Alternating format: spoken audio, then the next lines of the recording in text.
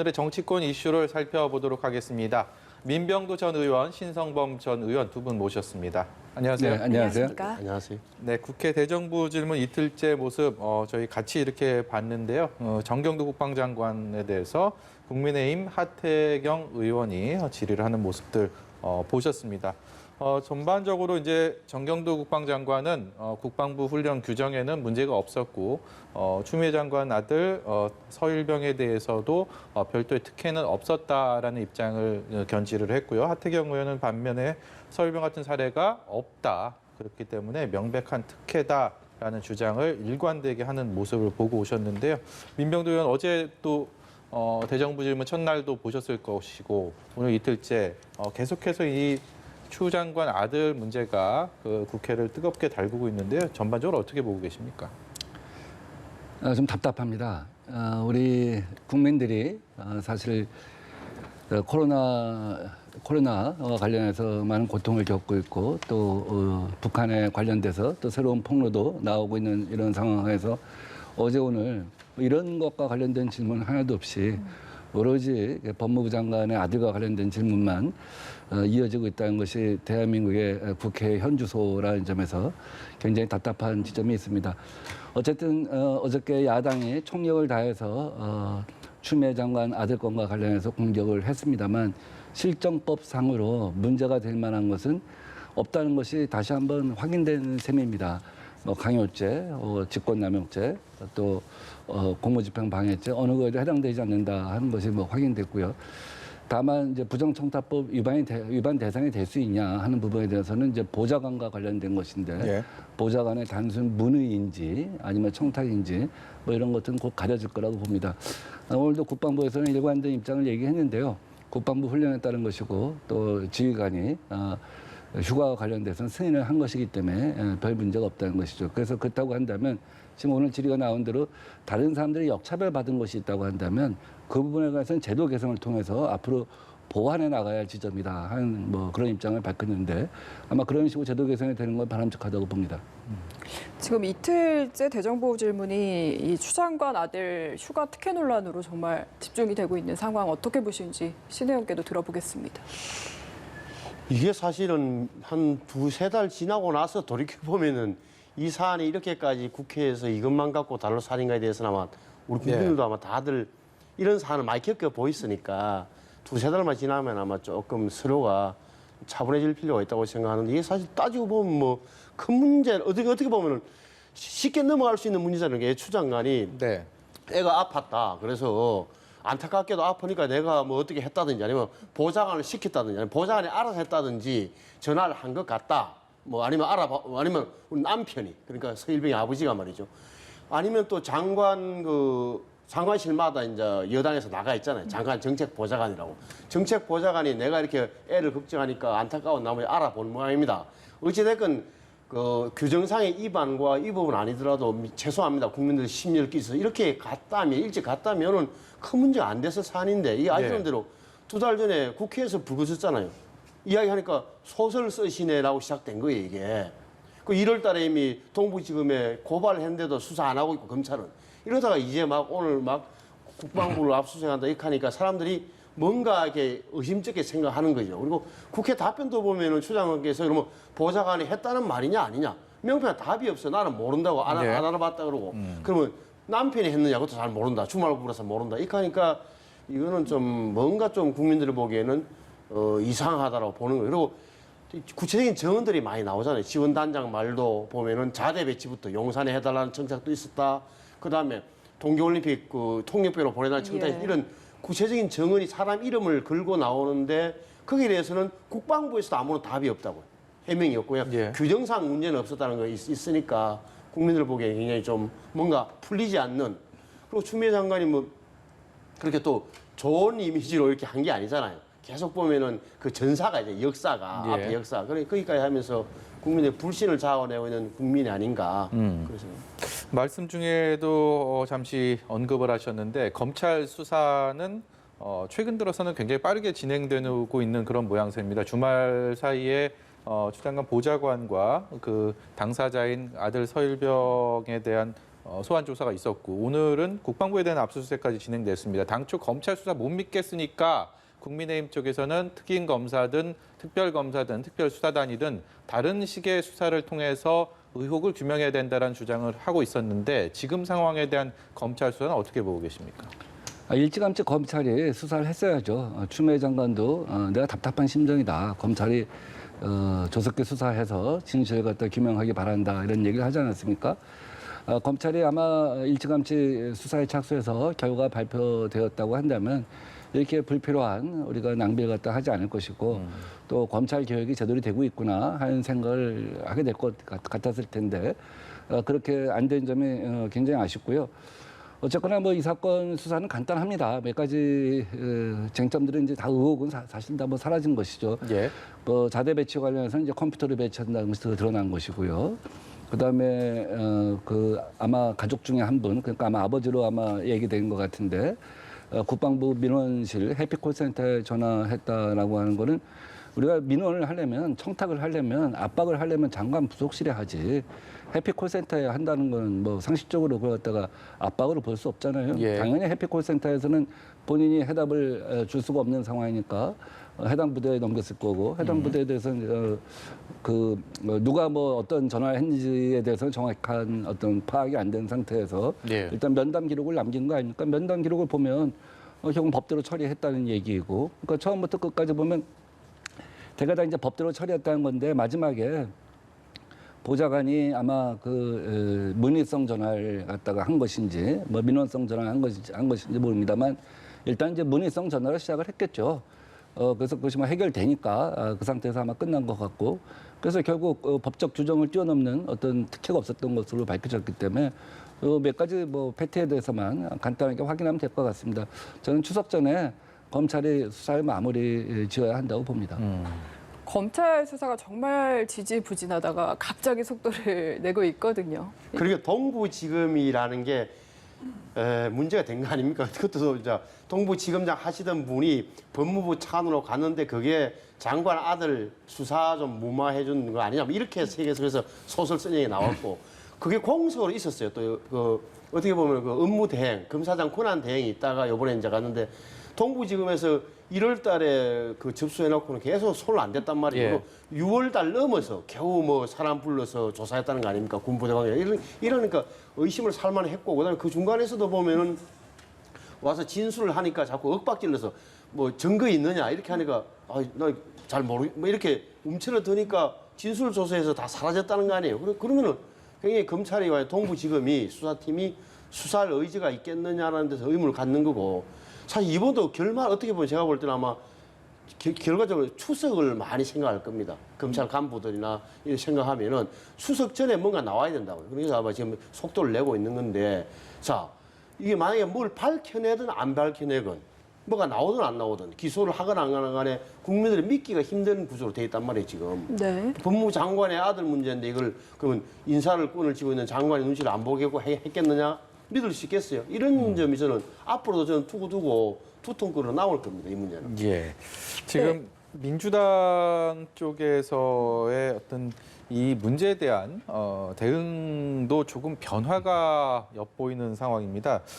당초에는 이제 개별 의원들의 어떤 지원 사격, 뭐 엄호 이런 것들이 있었다면 최근 며칠 사이에는 지도부까지 나서서 그야말로 총력 대응하는 모습들 그런 발언들 하는 것들이 눈길을 끄는데 오늘만 해도 김태년 원내대표가 야당발 지록 위마다 추미애 장관 의혹 모두 거짓으로 드러났다 뭐 이런 얘기까지 하면서 오히려 이제 역공을 준비하는 모습들을 보이고 있는데 그만큼 민주당 쪽에서는 더 이상 이제 외나무 다리에서 양보할 수 없다 뭐 이런 판단이 섰을까요? 아니면 확신이 섰을까요? 네, 사실관계에 대해서 최종적인 판단이 쓴 것으로 알고 있습니다. 아마 지난주에 추미애 장관과 관련된 모든 의혹에 대해서 아마 그 검찰 수사 이상으로 아마 내부적인 조사가 진행이 됐던 것 같아요. 그래서 한 점 의혹도 없이 한번 우리가 따져보자 남지 않게끔 그래서 결국 결론은 추미애 장관은 이번 건과 관련해서 아들 휴가와 관련해서 일체의 청탁이나 의혹이 없는 것으로 내부적으로 판단을 한 것이죠. 그렇다고 한다면 이 문제에 대해서는 우리가 공세적으로 대할 필요가 있다 하는 결론을 내린 것이고요. 예. 그런 결론을 내렸다고 할지라도 이제 개별 의원들이 나가서 이 사안마다 답변을 할 때 또 발언을 할 때 조금 이제 국민 정서를 갖다 헤아려서 발언할 필요는 있다고 생각이 듭니다. 이 문제는 사실관계도 사실관계이지만 그것도 중요하지만 또 한편에서는 국민들이 어떻게 생각하느냐 하는 굉장히 민감한 지점이 있단 말이죠. 그렇죠. 사회적으로 예. 이제 공정에 대한 사람들의 그 판단이 굉장히 예민해져 있는 지점이 있지 않습니까? 그래서 당에서 그런 판단이 섰다고 한다면 그 판단이 또 확실하다고 한다면 그렇게까지 뭐 거의 하루 종일 걸쳐서 모든 어떤 조사를 끝내서 그런 결론을 섰다고 한다면 그 판단은 그 판단대로 밀고 나가되 다만 국민들이 생각할 때 조금 더 이해가 될 수 있도록 공감대가 형성될 수 있도록 발언 어떤 톤 같은 것도 조절할 필요가 있다고 봅니다. 예. 그래서 조금 전에 신 의원께서도 이게 만약에 검찰 수사 결과가 나와도 이제 과연 국민들이 믿을 수 있을까? 뭐 추 장관이 지금 장관 자리에 있기 때문에라는 이야기를 하신 것 같은데요. 국민권익위원회가 추미애 법무부 장관의 아들이 검찰 수사를 받는 경우에 장관과 아들 사이에 직무 관련성이 있는지를 물어보는 질문에 대해서 직무 연관성이 없다라는 답변을 지금 내놓은 상황이거든요. 그 권익위원회도 성급했던 것 같아요. 제가 물어보니까 권익위원회 결국 이제 검찰에 문의를 해보니까 법무부에 보고한 사실도 없고 지휘권 행사도 없었다. 그러니까 뭐 충돌이 안 된다고 보는 건데 예. 조금 더 세밀하게 좀 봐줬으면 하는 바람, 뭐 좀 너무 좀 판단이 좀 너무 빨리 나온 거 아닌가 싶고요. 그다음에 수사가 어떤 동부지검이 결론을 내릴 때 예를 들어서 그 추미애 의원실에 보좌관이 전화를 했다 칩시다. 그러면 국민들이 보기에는 그 사실관계 잘 몰라요. 뭐 추 당시 대표의 지시를 받고 한 건지, 내 아들 문제 알아봐달라 해서 한 건지, 아니면은 아들하고 보좌관이 오랫동안 친해서 이렇게 부탁해서 한 건지는 알 수 없으나 어떤 결과가 나오든 그게 잘 국민들 입장에서는 쉽게 받아들여질 지점이 아니라는 아닐 것 같다는 그 걱정이 있는 거죠. 왜냐하면 앞에 검찰 하는 행동 때문에 저는 그런 점을 좀 유심히 봐야 된다고 보고 또 여권의 전반적인 태도를 보면은 이런 것 같아요. 집단 심리. 이게 여기서 추 장관이 물러난 것은 추 장관 추미애 개인의 문제가 아니다. 우리 문재인 정부가 추진하는 검찰 개혁에 큰 오점을 남기게 된다는 점에 굉장히 좀 더 목을 매단다 그럴까? 여권 전체가 다 달라들잖아요. 당도 그렇죠. 국방부도 뭐 여권에서 여당에서 이야기하니까 그렇게 했습니다만 설명자로 내놓죠. 이런 거 보니까 온 전체가 나서서 어떻게 보면 추미애 장관 지키기, 추일병 지키기 나서는 모습은 국민들이 보기에는 왜 저럴까 하는 생각을 하게 된단 말이죠. 이 문제는 어떤 결말을 맺게 될까요? 지금 민주당도 그렇고 국민의힘도 그렇고 이제는 물러설 수 없는 상황에서 정말 정면 대결을 하고 있는 상황이고 검찰 수사는 빠르게 진행되고 있고 검찰 수사가 추석 전에 결론이 나온다면 그 결론을 가지고 웃는 쪽이 있을 것이고 또 우는 쪽이 있을 텐데 그렇다고 해도 결론이 날 것 같다는 생각은 안 들거든요. 지금은 사실은 뭐 여진 단계로 저는 이해를 합니다. 야당이 제기했던 대부분의 의혹들에 대해서 불법적인 것은 없다 하는 것이고 어떻게 보면 지금은 심리전에 가까운 말실수를 유도하는 그래서 국민 정서를 자극하는 그런 어떤 여진을 갖다가 보여주고 있는 것이 아닌가 하는 생각이 듭니다. 어떠한 결론이 난다고 할지라도 뭐 제일 중요한 거는 사실이겠죠. 예. 사실에서 통화 기록이랄지 혹은 관련자들 특히 이제 제3부대에서 휴가 관련해서 뭐 승인했다는 의혹이 제기되는 그런 그 당사자의 어떤 소재 파악이랄지 이런 것들이 제대로 규명이 돼갖고 거기까지 클리어 시킨다면 예. 제가 볼 때는 뭐 그 사실에 야당도 승복할 수밖에 없지 않을까 하는 생각이 듭니다. 뭐 이것을 갖고 국정감사를 통해서 2라운드, 3라운드 끌어갈 수 있겠지만 지금 국민의힘이 결국은 이제 여론조사 같은 걸 보면 국민의힘도 변화라는 거 아니겠습니까? 네. 과거처럼 정쟁을 갖고 1라운드, 2라운드 이렇게 반복되는 것이 아니라 강령의 변화 또 정책의 변화에서 보여주듯이 좀 일관성 있게 근본적으로 변했다 하는 그런 모습 갖다 보이는 것이 중요하기 때문에 이 사안을 갖다 계속 끌고 가는 거는 한계가 있다고 생각합니다. 주제 좀 넘겨볼까요? 윤미향 의원 얘기 좀 해보려고 하는데 어제 검찰이 불구속 기소를 했습니다. 이제 재판을 통해서 유무죄를 다투게 됐는데 검찰에 따르면 윤미향 의원이 횡령, 배임, 사기 등 8개 정도 혐의가 적용이 됐고요. 특히 개인적으로 꽤 많은 돈을 유용을 했다라는 부분도 검찰 공소장에 있는 것으로 알려지고 있습니다. 여기에 대해서 국민의힘에서는 굉장히 비례대표의 명분 없다, 빨리 물러나라라고 공세를 이어가고 있는데요. 이 사안들은 어떻게 보셨습니까? 우선 정의연 활동이 굉장히 이렇게 결국 기소까지 됐다는 것은 상당히 좀 어떻게 보면 좀 큰 문제죠. 그리고 이 이용수 할머니가 처음에 문제 제기를 했던 게 5월 달로 기억하는데 그때 윤미향 당시 당선자의 답변이나 이런 걸 봐서는 굉장히 자신이 있었는데 국민들이 야 그래도 기부금이나 이런 거는 뭐 좀 이상한 거 아니야? 예. 뭐 횡령은 아닐지라도 이렇게 처리는 잘못한 것 이렇게 의문을 가졌단 말이에요. 근데 이 검찰의 기소 내용을 보면 그게 뭐 사실로 드러난 거죠. 개인 횡령도 한 1억 원이 그럼 금액이 많은 돈이죠. 1억 원을 개인 횡령했다는 거고 그다음에 또 기부금을 뭐 예를 들어서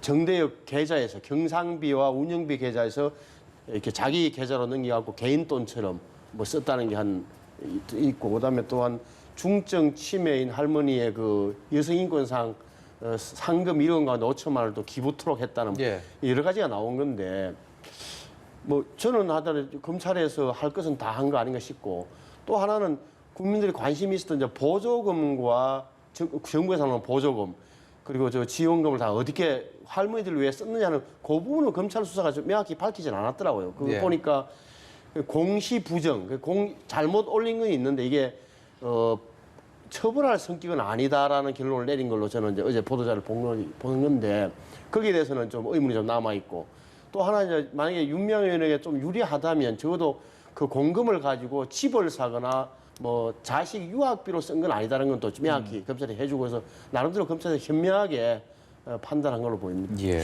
민주당이 지금 별도의 공식 입장을 내놓지 않았고 기소가 됐으니까 이제 당원 당규상 취할 수 있는 게 있는지 살펴본다는 입장인데 최근에 보면은 뭐 위법으로 딱 결론이 난 건 아니지만 병역 문제나 입원 사안도 그렇고요. 국민 정서를 건드릴 만한 문제들이 많이 터지지 않았습니까? 이 부분은 좀 부담이 되지 않을까 싶은 부분도 있는데 좀 어떻게 대처를 해야 된다고 보십니까? 그러니까 윤미향 의원 건과 관련해서 우리가 하나의 중요한 교훈을 얻은 것 같아요. 사실 어떤 중요한 사건이 터질 때 의혹이 막 뭐 수백 배, 막 천 갈래, 만 갈래로 이렇게 번져 나가는데 예. 결국 최종적으로 남아 보면은 그렇지 않은 경우는 굉장히 많거든요. 만약에 잘못이 있다면 그에 상응하는 어떤 사회적 비판을 받아야 되지만 또 그렇지 않다고 한다면 불필요한 어떤 비난에 대해서는 우리가 자제할 필요가 있다 하는 생각이 듭니다. 네. 윤미향 의원 사건권 하면 제일 큰 게 이제 그런 거였어요. 이게 집을 사지 않느냐 이거 갖고. 근데 정당한 금원으로 사용했다는 것을 갖다가 확인한 거 아니겠습니까? 예. 그다음에 자식 유학 부분에 대해서도 국가 배상을 통해서 자식 유학비를 갖다 지원했다는 게 드러난 것이고요. 또 아버지의 노동에 대해서도 정당한 노동이었다는 것이 이제 확인이 됐고요. 그런 건 다 무혐의로. 예, 다 무혐의로 됐다는 것을 아마 왜냐하면 사실 그때 대부분의 국민들 기억 속에서는 그게 중요한 이슈였어요. 예. 네. 이게 중요한 부분은 다 이제 무혐의로 처리됐다는 것이죠. 나머지 남은 부분에 대해서는 사실관계 다툼이 있습니다. 가령 그 길할머니 관계 부분도 최근 3년 동안 할머니가 각종 방송한 거 이런 내용들 갖다 이제 지금 보여주고 있는데 그런 방송을 보면은 할머니가 경증 인지장애에 들어갔긴 했지만 지금처럼 중증 인지장애는 아닐 것이다. 그래서 경증 단계에서 아마 그런 동의 의사를 밝힌 것이 아니겠냐 이런 것들은 이제 법원에서 다퉈볼 소지가 있다고 보고요. 네. 다른 부분도 뭐 개인적인 유용도 그것이 이제 카드 처리의 미숙인지 그러니까 이런 것들에 대해서는 아마 좀 뭐 더 확인을 해봐야 될 것 같아요. 그래서 민주당 입장에서는 사실은 많은 것들이 이제 거쳐지고 어떻게 보면 그때 제기됐던 의혹 중에서는 작은 의혹들만 기소가 된 것이란 말이죠. 그렇기 때문에 사실관계 판단을 갖다 다시 해볼 필요가 있다고 생각합니다만 어쨌든 지난 4.15 총선 끝나고 나서 여러 명의 당선자, 지금 신분은 이제 국회의원인데 계속해서 여러 가지 국민적인 비판의 대상에 서 있는 것에 대해서는 부담스럽지 않을 수 없다고 봅니다. 예. 어쨌든 당이 이런 문제에 대해서 내부적으로 어떠한 그 개혁방을 만들 것인가 하는 것에 대해서 고민할 수밖에 없을 것이고 일정한 대답을 갖다가 내놓을 필요가 있다고 봅니다. 일정한 대답이라고 말씀하셨는데 그만큼 이제 민주당에서는 비단 윤미향 의원뿐만이 아니고 뭐 이전에 뭐 최근에 재산 관련해서 뭐 김홍걸 의원 같은 경우도 비례대표고 공교롭게 이전에 양정수 의원 같은 경우도 비례대표를 의원들이 유독 이번 21대 국회 민주당에서는 좀 이렇게 예기치 못한 이런 것들이 생겨나면서 굉장히 좀 당혹스러운 면들 여러 가지 면에서 좀 생각할 것들이 좀 많은 네. 민 의원 말씀하신 것처럼 그런 시사점들을 남기는 것 같은데요. 꼭 뭐 민주당만 그런 건 아니고요. 예. 국민의힘도 마찬가지로 그런 문제 제기들이 있는 것으로 알고 있습니다. 제가 늘 이렇게 말씀드린 얘기지만 선거법이나 헌법이나 뭐 이런 관련 법들은 이제 어떤 그 힘의 관계를 갖다 정리하는 거 아니겠습니까? 예. 또 국민의 지지를 묻는 것이고. 그런데 그걸 당의 선거를 앞두고 네. 그런 그 법들을 갖다가 고치게 되면 사실은 이해관계 충돌도 굉장히 심하지만 그런 과정에서 어떤 공천이랄지 이런 것들을 갖다 적절하게 해나갈 수 있는 시스템보다는 오히려 여야가 지난번에 선거법 갖고 오랜 동안 싸우지 않았습니까? 그리고 이제 저 급조 정당을 또 만들어야 됐고 그러다 보니까 결국 이런 문제가 나올 수 있었다라는 생각이 드는데 그래서 하여간 선거법이나 헌법이나 이런 것들은 조금 더 시간 여유를 두고 또 고치더라도 다음에 적용될 수 있게끔 예. 하면서 현재 있는 시스템 갖고 할 수 있는 것들은 최대한 해나간다고 한다면 이런 일이 좀 없지 않았을까 하는 생각이 들고 네. 아울러 저는 그렇게 생각해요. 공천을 이게 뭐 짧으면 20일 남겨두고 길면 3개월 남겨두고 한다는 게 저는 어불성설이라고 봐요. 네. 선거법을 고쳐서 6개월 전에는 일단은 모든 공천을 갖다 마무리할 수 있도록 해야 될 것 같고 그런 과정에서 이제 국민적 검증이 생기지 않겠습니까? 이런 것에 대해서는 이제 보완 조치를 갖다가 예. 뭐 공천 취소를 하든지 보완 조치를 갖다 언제까지 할 수 있다 이렇게 하게 되면 이런 그 국회가 출범부터 삐걱거리는 모습은 앞으로 안 볼 수 있지 않을까 하는 생각이 듭니다. 네, 굉장히 중요한 말씀을 하신 것 같습니다. 그만큼 공천이 얼마나 중요한지 거기에 대해서 얼마나 신중하고 시간이 필요한지에 대한 부분들 언급을 해주셨는데요. 경실련이 자료를 내놨습니다. 이번 국회에 새로 입성한 175명 의원들 재산을 좀 분석을 해봤더니 지난 몇 개월 사이에 후보에서 이제 의원 신분이 되고 나서 3분의 1 정도가 1억 이상 증가를 했답니다. 이게 몇 개월 사이에 이런 결과들이 나와서 지금 화면을 통해서 보시고 계시지만 1억이 아니고 뭐 저렇게 크게 증가를 한 의원들도 있고요. 재테크의 신들인가 아니면 그만큼 이 신고하고 하는 부분에서 제도적인 허술함을 그대로 보여주는 것인가 여러 가지 생각이 들게 되는 뭐 그런 자료들 보고 계시는데요. 신의원께 좀 여쭤보겠습니다. 두 분 다 그리고 뭐 재산 신고 여러 차례 하셨었고 여러 번 저런 상황들을 겪으셨을 테니까 예. 뭐가 문제입니까 저게? 그러니까 이제 후보 시절에 이제 신고를 하죠.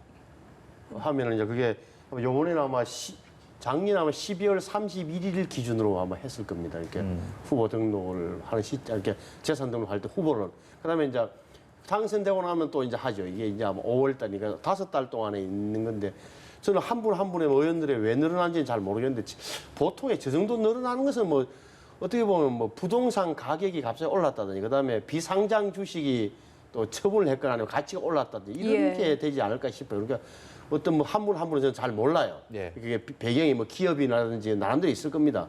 우리 문제가 되는 것은 이제 이런 거 뭐 이런 문제. 그러니까 정말 본인이 그러면 재산 신고를 굉장히 정확하고 양심적으로 해줘야 되는데 어떻게 만에 하나 좀 나쁜 마음을 먹고 재산이 많으면 뭐 인상이 나쁠까봐 내지는 이렇게 의도적으로 뭐 적게 신고하는 경우도 있을 테고 불비에 준비 안 된 상태에서 하는 경우도 있을 텐데 어찌됐건 재산 신고, 허위 신고로 결론이 나면 고의 여부와 상관없이 선거법에 저촉이 돼요.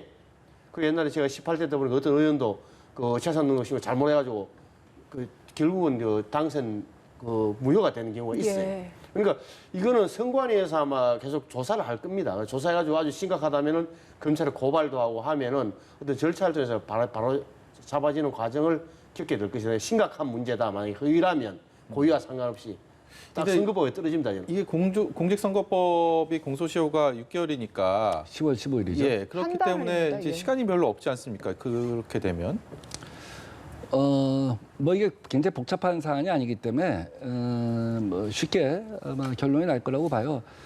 우리가 재산 신고 등록하고 공개할 때 과거에 비해서는 굉장히 편해졌어요. 금융자산 같은 경우는 들어가서 이게 제 이름 치면은 저와 관련된 모든 금융자산이 다 나옵니다. 보험이든 뭐 채권이든 한 번에 다 나와요. 예. 그걸 누락시킨다고 하는 것은 있을 수가 없는 일이에요.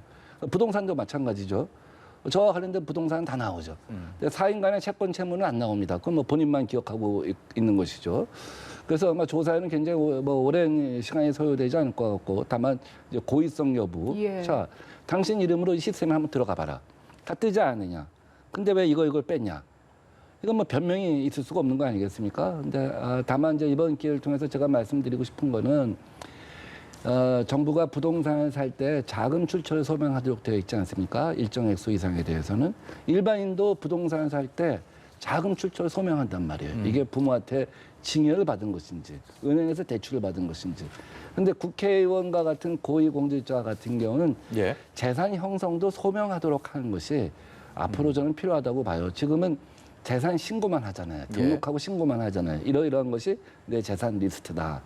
근데 이걸 어떻게 형성했는지에 대해서는 소명을 안 한단 말이에요. 18대 국회, 19대 국회도 이 법이 제출되었습니다만 어쨌든 그 소명 자체가 기억의 불투명으로 인해서 또 잘못하면 검찰의 어떤 탄압을 위한 예. 어떤 소재가 될 수 있다 뭐 등등 여러 가지 이유로 이 법이 통과 안 되고 있는데 저는 앞으로 이 재산 형성 소명하는 그런 법들이 꼭 이루어졌으면 한다는 생각입니다. 예. 오늘 말씀을 여기까지 들어야 될 것 같습니다. 지금까지 민병두 전 의원, 신성범 전 의원이었습니다. 고맙습니다. 감사합니다.